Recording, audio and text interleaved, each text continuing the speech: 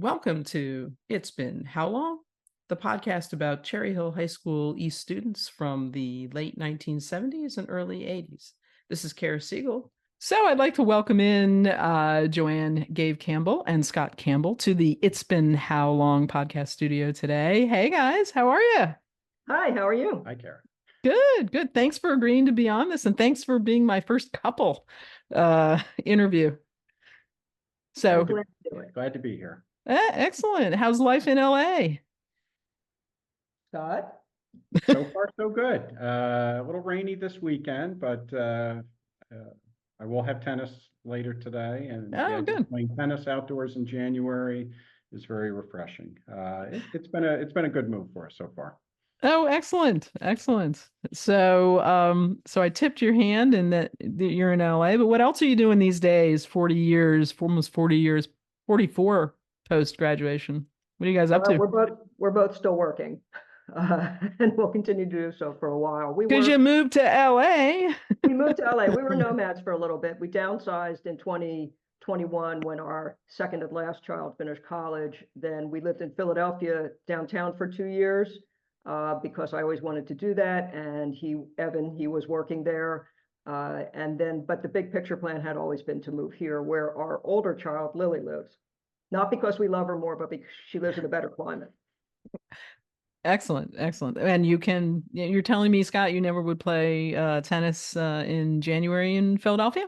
Outdoors. Not so much. No, indoors, yes, but not outdoors.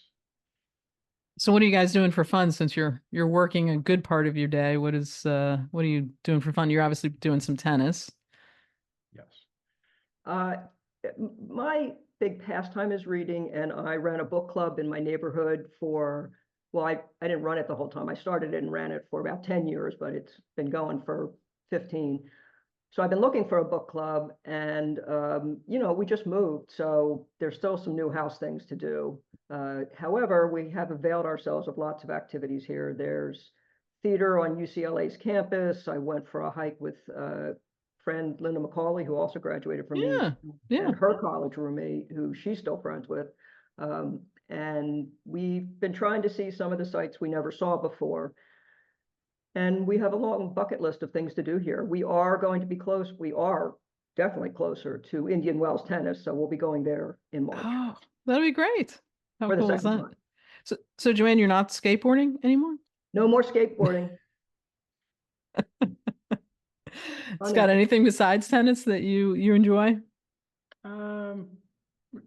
Really, tennis is the main thing so far, and we're getting to, we're kind of starting over in a way, getting to know, new favorite places for pizza, bagels, etc. Just sort of things that we knew secondhand, having lived in Cherry Hill so long, sort of starting over, and that's kind of neat too. And also, we got rid of everything when we moved here, so we've had to start furnishing from the ground up. It's like starting over from 1987. Oh, wow. Okay. All right. So activities that you guys did back in high school. I'll go first. Go ahead. I was on the newspaper for a few years, and Scott and were we co-news editors senior year? You were the news editor, I was the assistant. Sorry. All right. I was my boss. I married my boss. Yeah, there you go. I was also in the broadcast club and had a couple of funny moments there when people slipped pranks in front of me to read to the entire school. I also was like the longest standing loser in student council elections. So every time I lost to, that person would invariably assign me a committee or give me some big volunteer project. And I loved them. How about you, Scott? Orchestra. I was in the orchestra, and you played the violin, not very well. We had some great violinists in the orchestra. I know you spoke with Matt Muscat recently. Matt was excellent. Michael Schafel, Lynn Rodebush, Jenny Arzowitz, they were all Steve Gooderman, wonderful violinists. I, for whatever reason, stuck with it. I was not very good, but I was in the orchestra for 4 years and in the pit orchestra for the Music Man. Oh, cool. Did some JV tennis. Again, we had as you know, a great tennis program at East and a lot of great players. So, and East Side as well. And that was pretty much it. Little stint in the one-act play. And the one act play senior year. Yes. Oh, you did? Okay. Okay. Who was your director? Do you remember? Wasn't it Robin? No, Robin was in the cast with me. Oh, Robin. Was it Jennifer Wooden? No, it wasn't Jennifer Wooden. It was Desiree DeSilvio. It was Desiree. Oh. Yeah. So did you all have to be seniors? Were you all seniors? I think we were. I think it was. I I'm was trying to there. remember who was in it. I think Rob Pollock was in it. You're going to test my memory here. Yeah, it's okay. That's all right. I think Robin Garland was in it. There were two separate senior plays, and I think Paul Cohen was in the other one. Yeah. I'm sure.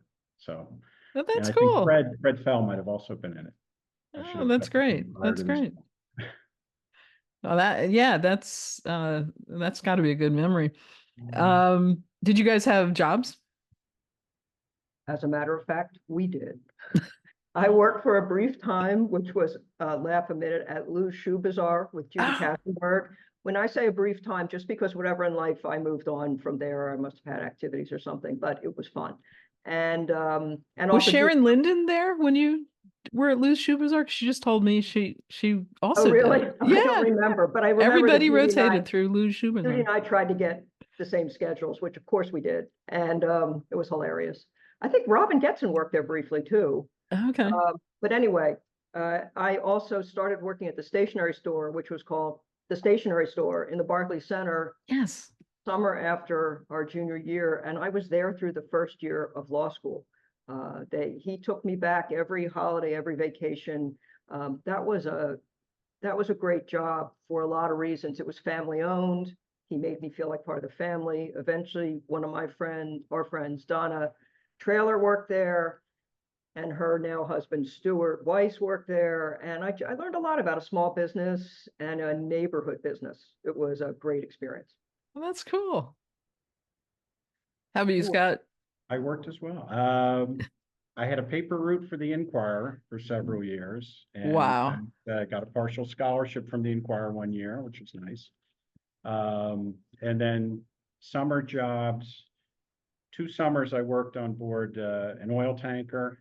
Oh, wow. And one summer I worked at a marine facility in Philadelphia, doing a lot of odds and ends, including painting barges. We painted barges. Oh, wow. So the oil tanker, where were they?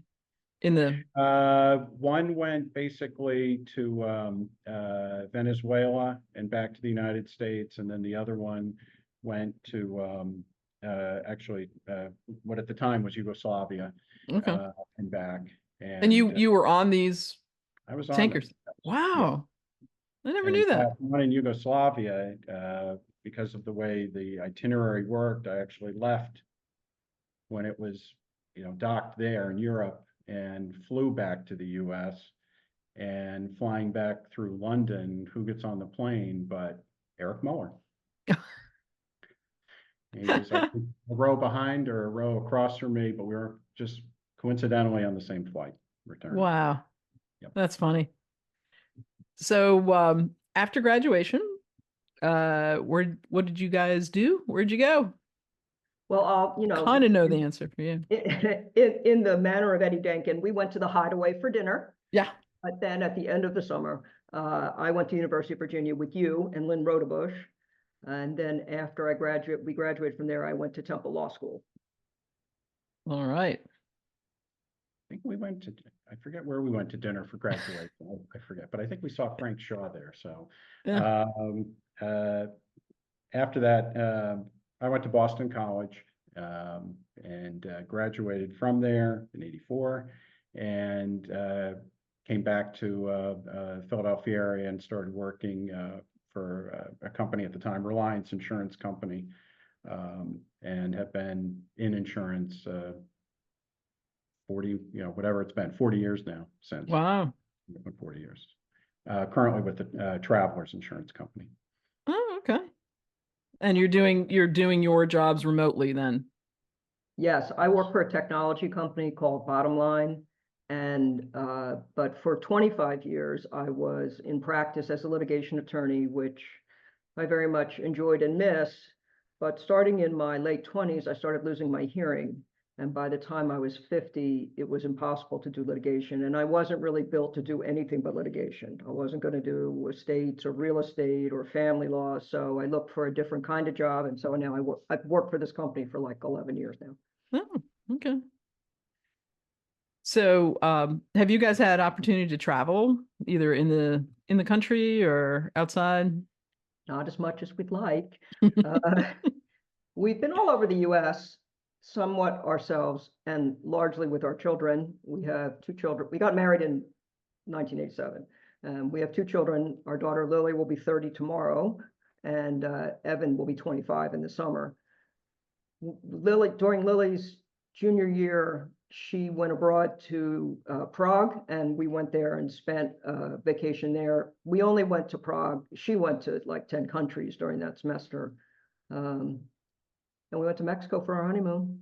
And we've been to Canada a bunch. Well, that's good. That's on the bucket list. Very good.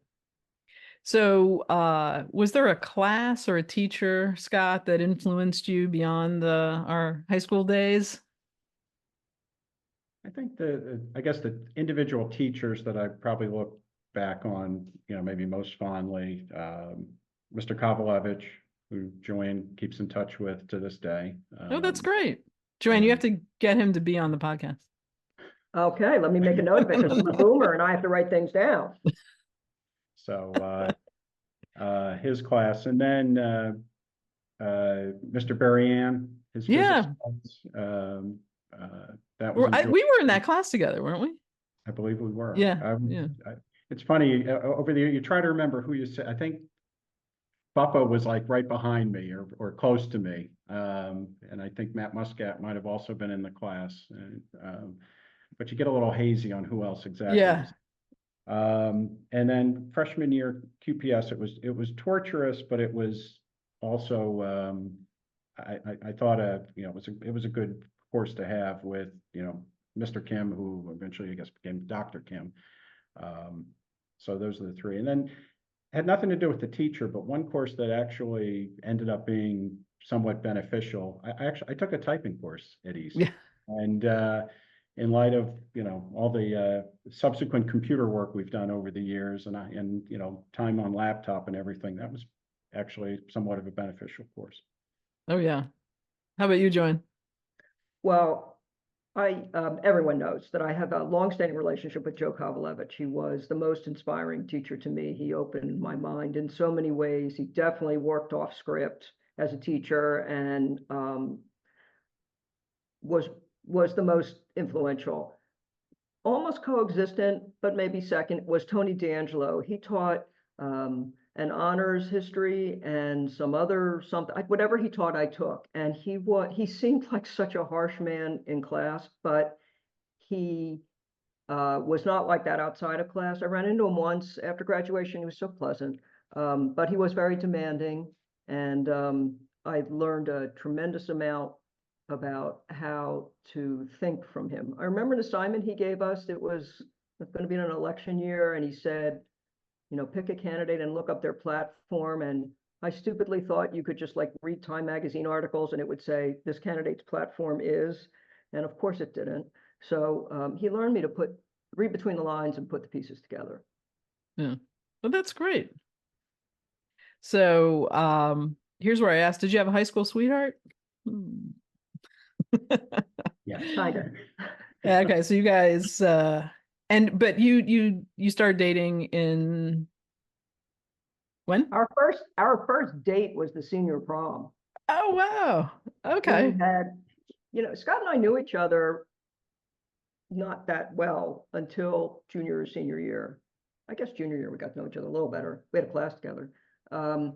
And senior year we got to know each other much better. And so, as things very slowly evolve in high school, our first date was the senior prom. That's so cool. So do you still have friends from East you are in touch with? Yes, we do. Yes, we do. We still have the same friend group. Well, the first is a friend of mine since I moved into Cherry Hill, and that was Susan Gensel Kelleher, who lives in Virginia. And then our friend group is Elaine DeJohnny, Matt Muscat, Fred Fell, Sherry Anderson, Linda Macaulay, who is a year behind us. You really should interview her. Carol Waddies and Donna Traylor. I was friends with her in high school, but became better friends with her after high school, and that's Joan Bueller. Yeah. We got to get Yes. better friends with Alan Feldman, although I met him in Mr. Hunt's history class in 10th grade, which was the most fun I probably had in a class there. And he coached Lily in soccer when she was like 6.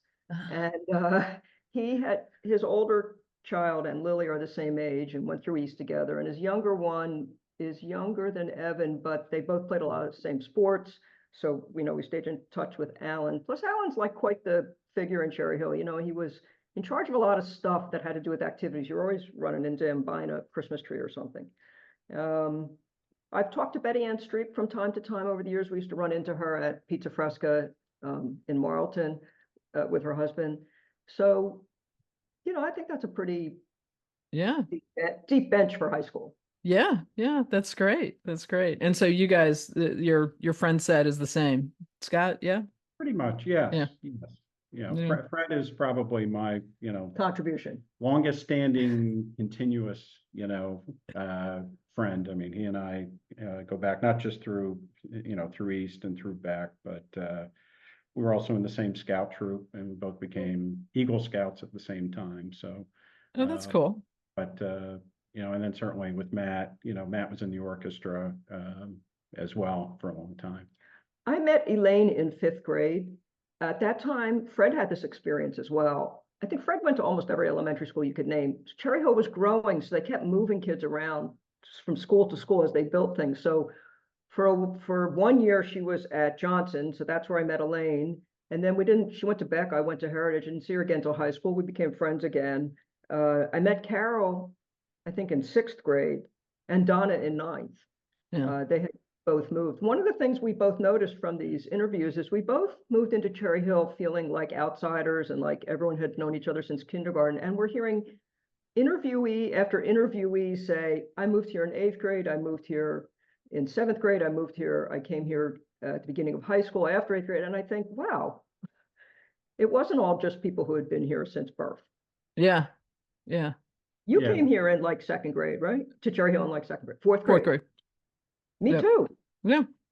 We met in the 7th grade, Joanne. You were the first new person I ever met at Heritage, by the way.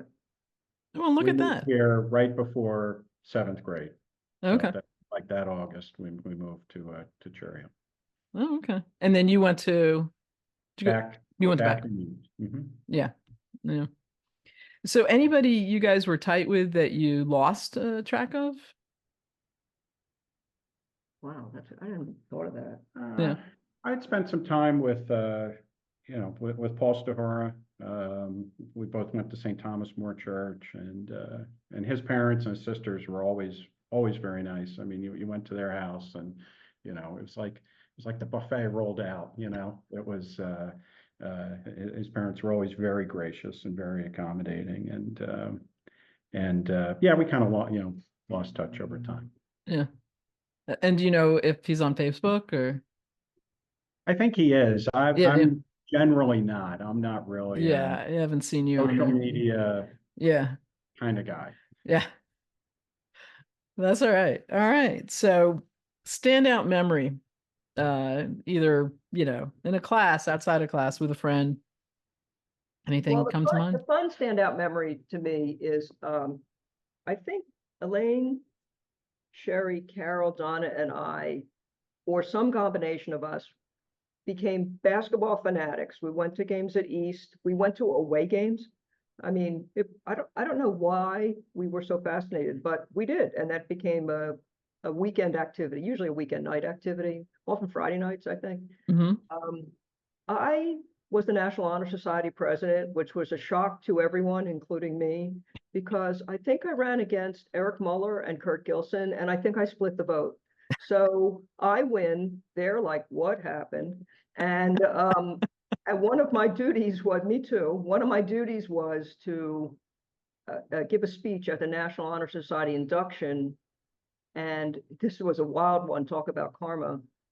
The keynote speaker or guest speaker was the headmaster of the Woodbury Forest School in Virginia.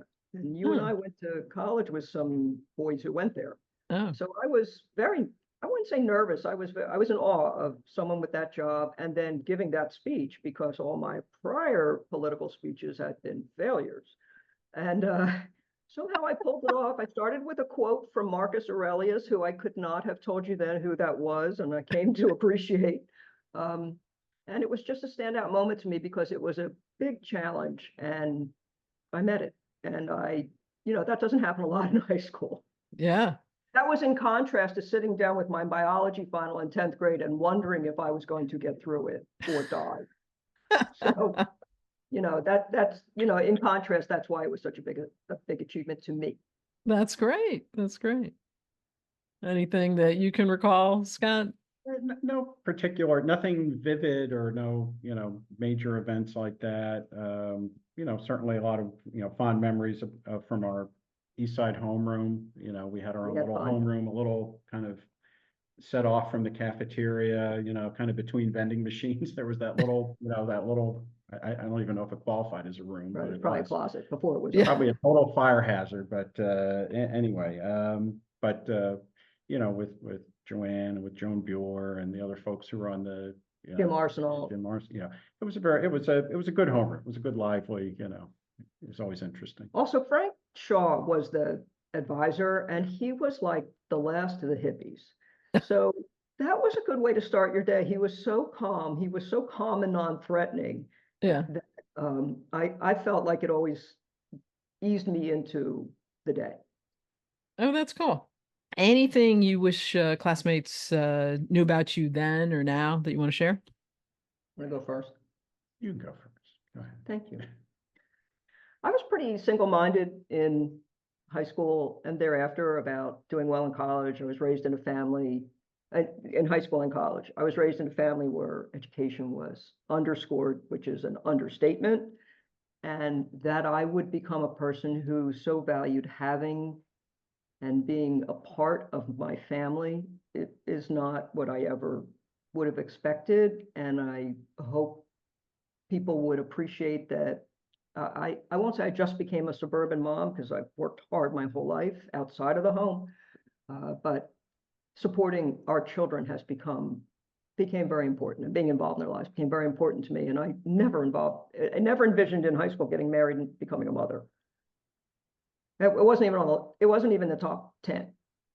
So I didn't even know you were a sports fan in high school. I wasn't, became one. Yeah. I grew up in a family where vacations are like churches, libraries, and museums. And then we have these, first of all, I married a guy from a big family where everybody likes sports. And second, I have these kids who love sports. So I had to get on board or be left out. Yeah. Yeah. Well, my brother John was a pitcher at East, and my other brother Bob did track at Penn.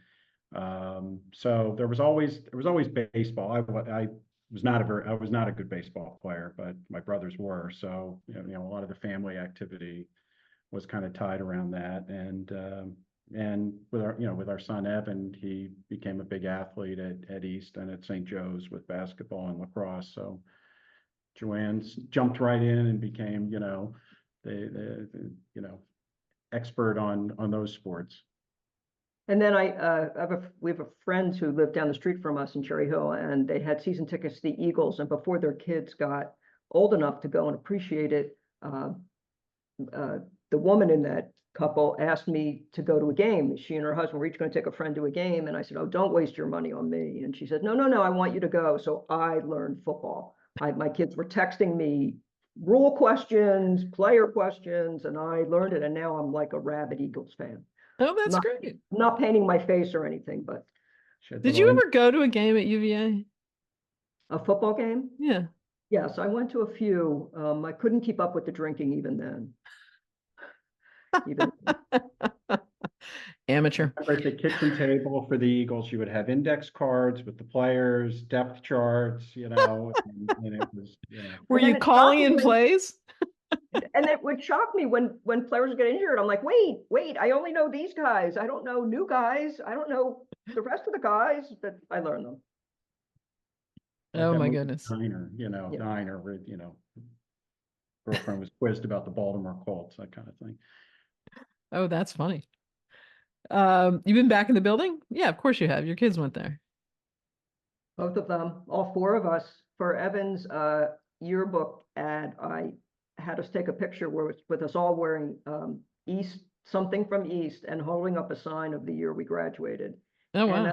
a few people contacted me or reached out to me, or I run into them, and we're far from the only family that did that. Alan Feldman and his wife both went to East, I believe, and both their sons went to East. But it's just a fun family fact to share.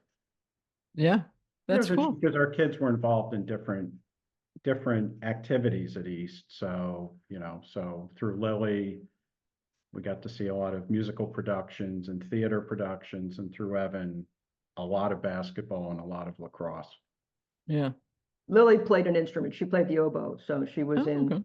in those activities, and Model UN, and Evan was in a zillion clubs and played two sports. Oh, wow. So you spent a lot of time back there. Way a lot, and Yes. it has changed not one iota. Wow. Wow. That's cool. So we're all back in 1980, and you've just graduated, and you're looking out. Is this where you guys thought you'd be? I believe that's asked and answered for me. Yeah. No, I would not. I would not say that this is what I would have predicted 44 years ago. Yeah. But in a lot of respects, it's been. I'm not sure. I didn't really have a clear idea of what life would be like as an adult or where I'd be. But I've been very fortunate in a lot of respects, and Yeah. yeah. So did you guys In that respect, my 1980 version, should be happy for that. yeah. Did you guys have dream jobs? Like, were you going to play on the European tour or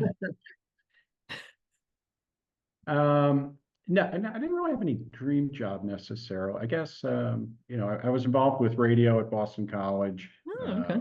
and spent a lot of time there and was interested in that, and had thoughts about that for a while, but that would be, I guess, the path not chosen. I guess that would have been that. Yeah. Well, of course, I wanted to be a high school English teacher. My parents redirected me a bit, and even Joe Kovaledrich said to me, "You only want to teach kids like you who do their homework and show up every day. There's more to the job than that." Yeah. So I always maybe I do it one day. It appears that I will not, but I would like to get involved and have made some efforts to get involved with with a literacy program here with adults, and then I hope to do that and then do it with children. Oh, that's great. That's great. So did you guys enjoy high school? I would say overall, yes. I mean, it was stressful at times, certainly competitive. I mean, there were an awful lot of very bright people, hardworking people, people who were good at sports, music, drama, whatever, a lot of very talented people in our class. And, looking back at it now, it's a good thing. At the time, might have been a little, in some respects, maybe off-putting or scary. Retrospectively, high school was a wonderful time for me. I certainly had the day-to-day pressures of a competitive academic program, and those memories have softened over the years. But I came from a very small family. I just have one older brother. I have no first cousins. So school was a big source of activity for me and connection. I do want to say one thing. I meant to say this at the beginning. Shout out to Robin Garland Blair for, first of all, shouting out you, following through on this, because really follow through is everything. And this is a wonderful program. And of course, shout out to her and her fighting her medical battles. She should know that she has lots of love and support. The first activity I did at East was I helped build the float for the homecoming parade. And of course, Robin being our class president, we did this at her house, and she was so welcoming. And I felt like, kind of a little bit part of the crowd. And from there, my good times at East just took off. Yeah. Oh, that's great. Yeah, I think we all have Robin in our But prayers, and for sure. Uh, best piece of advice that you wish you could go back and give your 18-year-old self, or maybe you gave your 18-year-old kids. interesting you put it that way. Well, yeah, I thought about that question, and the answer I came up with is the same thing I have told them, which is use your superpowers for good. We've all got them. Find a way to use them to help others, to help the world. And when I was 18, I was I'm not saying I didn't like people, I sure did, but I'm sure I was too me focused to have thought about that. Uh, You know, yes, I would say, tell my 18-year-old self, try to do good, try to do good for others, and probably try not to worry so much, you know. Good advice for all of us. Yeah. Most part, things work out, and then the things that don't work out, you generally can find a way to get through them. Yeah, for sure. All We right. have So yeah, a strong family, ourselves and our Yeah. children. We are a strong unit, Campbell family, and that has seen us through a lot. that's good. So we've reached our fast and furious finish. Do you have a favorite TV show or movie or book back from high school? I don't know if it's necessarily a favorite, but one vivid memory I have was it was one of the Star Wars, that trilogy of, Yeah. Star Wars, Empire Strikes Back. I forget which one, but it was one of them. And I went with Paul Stoher and his dad. We went to the Eric Twin in Pennsauken, the theater right by the old Pennsauken Mart. And it was so crowded at the time. The line went on forever, and we got in, but the problem was, we, I think Paul and I got seats together, but I think his dad had to sit in the front row, and I think he fell during the movie. So, but it was, so that was, I did like, I guess sort of, I wasn't a heavy science fiction guy or anything like that, but I did enjoy that.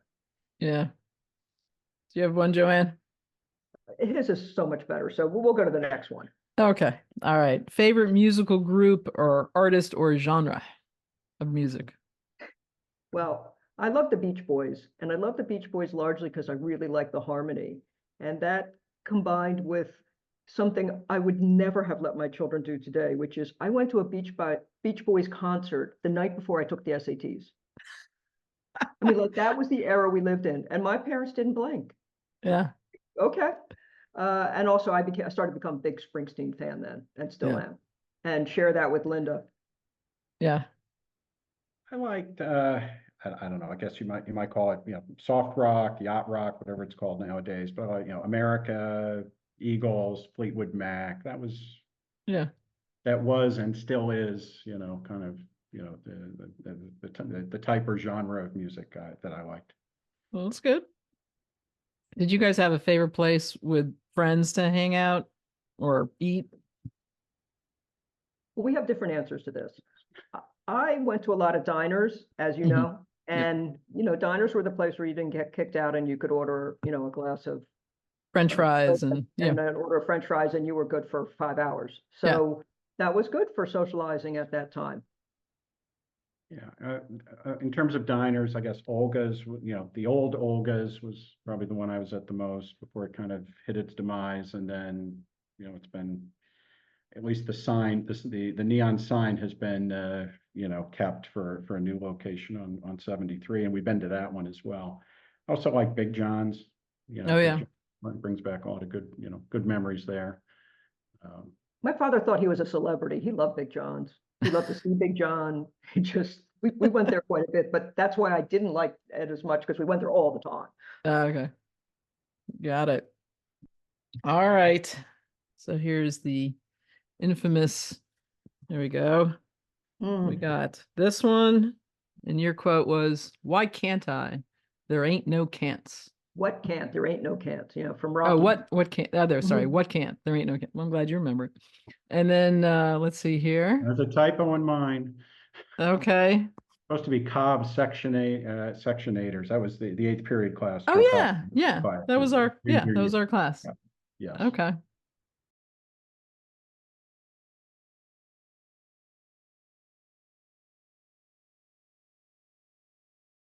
And There we're you go. trying to remember who sat where in that class, because it was kind of that U-shaped, Yeah. you know. We have a list. Oh, you? U-shaped with a couple of rows sort of in the middle, you know. Yeah. Yeah. So I think I sat against the windows facing did. I was against door. the wind Yeah. as well. You want to hear Yeah. our list? Oh, We can always yeah. cut it out. Okay, Yeah. this is who we think was in there. On your side of the room, Karen Ellinger, and she had a friend with long dark hair, or did she have long dark hair? Was one of them Lori Allison? Anyway, Karen, no, she was in the middle. You, Scott, and Kathy Zeberline Okay. were on that side of the room. On my side of the room was Carolyn Sharkey, David Gildenberg, Brian Beatty. Okay. Okay. In the middle was Karen Higgins and the Yes. Brown twins. Okay. And was Jennifer Wooden and Ann Zaharchuk in that class? I think maybe. At least one of Maybe. them. Okay. Wow. That's some memory. I did not remember the Brownsteins being in there. I remember you being in there. And Scott, but yeah, that's funny. That was a great class. It was That was a great. great class. That was a great class. All right. So here's my new question since I stopped asking about the A new Western question. thing. Yeah, sorry. What language did you take Oh. in high school, and have you found it useful? French, painful memories. Madame Petikoff? Madame Petikoff, Dr. Rowan, and not happy memories of French from Cherry Hill East. And no, I have not found use of it. Yeah. How about you, Joanne? I took Spanish and it had two uses. One, when we were on our honeymoon, I spoke a little Spanish to a taxi driver, and that seemed to change the fare for the better. And both our children took Spanish, so I was able to help them a bit. Although reaching back into my high school brain was hard. And lastly, anything you want to tell anybody who might be listening out there?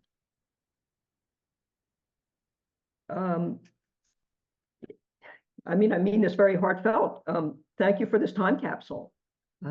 You know, people, the old way to make time capsules was to shove something like in a tennis ball can and bury it. And this one, you know, as we tell our kids, because it's on the internet, it's going to live forever. Oh, yeah, I guess it is.